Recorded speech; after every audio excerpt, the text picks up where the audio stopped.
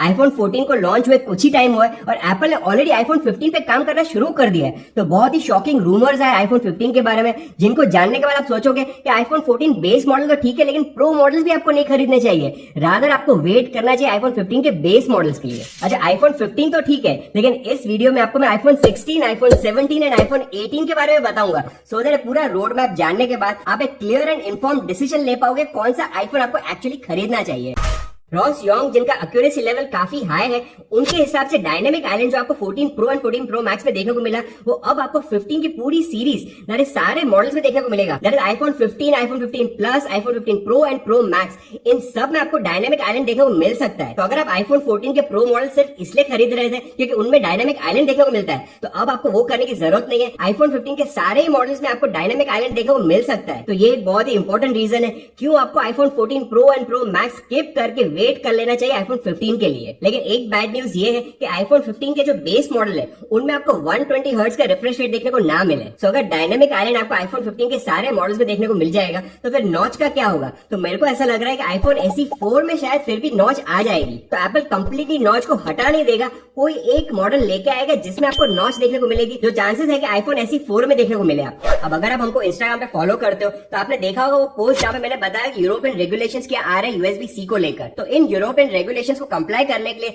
IPhone 15 के सारे models में आपको USB-C देखने को मिल सकता है। अब साइजेस की अगर बात करें तो आईफोन 14 सीरीज में आपको जो साइजेस देखने को मिली वो सेम साइज आपको आईफोन 15 में भी देखने को मिलेगी। दैट इज 6.1 इंच के 2 मॉडल्स होंगे एंड 6.7 इंच के भी 2 मॉडल्स होंगे। लेकिन मार्क गरमैन की अगर माने तो आईफोन 15 प्रो मैक्स का जो नया नाम होगा वो होगा आईफोन 15 अल्ट्रा। तो अल्ट्रा बेसिकली जो वर्ड है वो लिया गया है एप्पल वॉच अल्ट्रा से। तो नेक्स्ट ईयर आपको 4 मॉडल्स देखने को मिलेंगे, iPhone 15, iPhone 15 plus, iPhone 15 pro and iPhone 15 ultra. Design की बात करें तो आपको सेम बॉक्सी टाइप डिजाइन देखने को मिलेगी। अभी बॉक्सी टाइप डिजाइन अच्छी लग रही है, काफी सारे लोगों को पसंद भी है। ऑफकोर्स अगर आप कोई मेजर इनोवेशन देखना चाहते हो तो वो नहीं होगा, लेकिन ये सेम डिजाइन आपको आईफोन 15 की सीरीज में भी देखने को मिल जाएगी। अब बात कर लेते हैं कैमरास के बारे में। तो iPhone 14 pro and pro max में आपको जो कैमरास देखने को मिली वो सेम कैमरा आपको आईफोन 15 के बेस मॉडल्स में देखने को मिलेगी। लेकिन इसका मतलब ये नहीं कि आपको 48 मेगापिक्सल मिल जाएगा।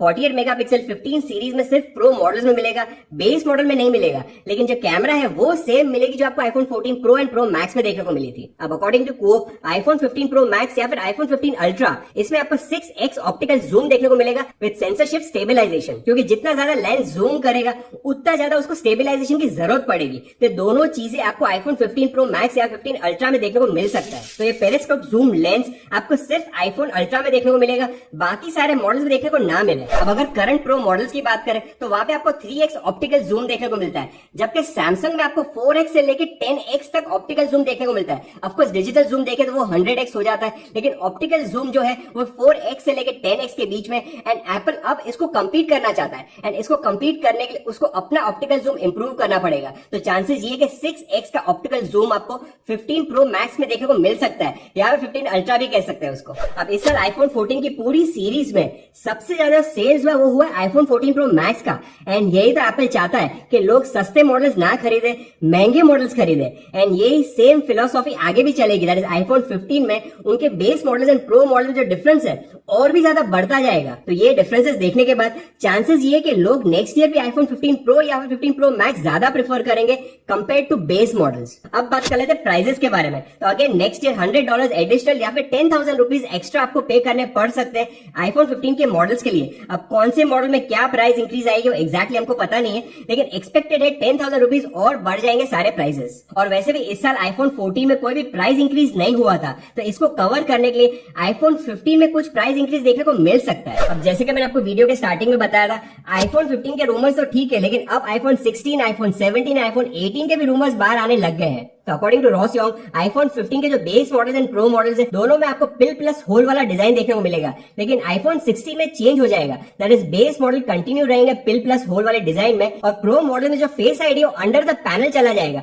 प्लस ऑफकोर्स आपको होल देखने को मिलेगा वहां पे। एंड आईफोन 17 में अगेन वो कॉपी हो जाएगा। आईफोन 16 प्रो में जो आपको देखने को मिला वो आपको आईफोन 17 में मिलेगा, एंड आईफोन 17 प्रो में आपको कोई भी मेजर डिफरेंस देखने को नहीं मिलेगा। तो अगर आपको ये देखना है विजुअली कैसे लगेंगे ये सारे आईफोन्स, तो ब्रैंडन कैलेब ने रिप्लाई किया था रॉस यंग को with all the design, that is उनके एक्सपेक्टेशंस के हिसाब से डिजाइन कैसी दिखेगी, दैट इज आईफोन 14, 15, 16, 17 और 18 की जो डिजाइन है कुछ इस तरीके से आपको देखने को मिलेगी। तो बेसिकली अगर आपको नो नॉच वाले डिजाइन चाहिए, नो पिल वाले डिजाइन चाहिए एंड नो होल वाले डिजाइन चाहिए, तो फिर आपको 4 साल तक वेट करना पड़ेगा। दैट इज आईफोन 18 प्रो में जाके फाइनली ये सब हट जाएगा आपके स्क्रीन से। अब एक्सपेक्टेड रिलीज डेट की बात करें तो वो हो सकता है सितंबर 2023 में। तो फाइनली ये सब रूमर्स देखने के बाद क्या लगता है आपको, आईफोन 15 लेना चाहिए या फिर वेट करना चाहिए आईफोन 18 प्रो के लिए? जो भी आपका डिसीजन है कमेंट करके मुझे जरूर बताना। लेकिन उसके पहले इस वीडियो में अगर आपको कुछ भी क्वालिटी इन्फॉर्मेशन मिला है तो लाइक एंड शेयर जरूर करिए। चैनल में पहली बार सब्सक्राइब कर सकते हो।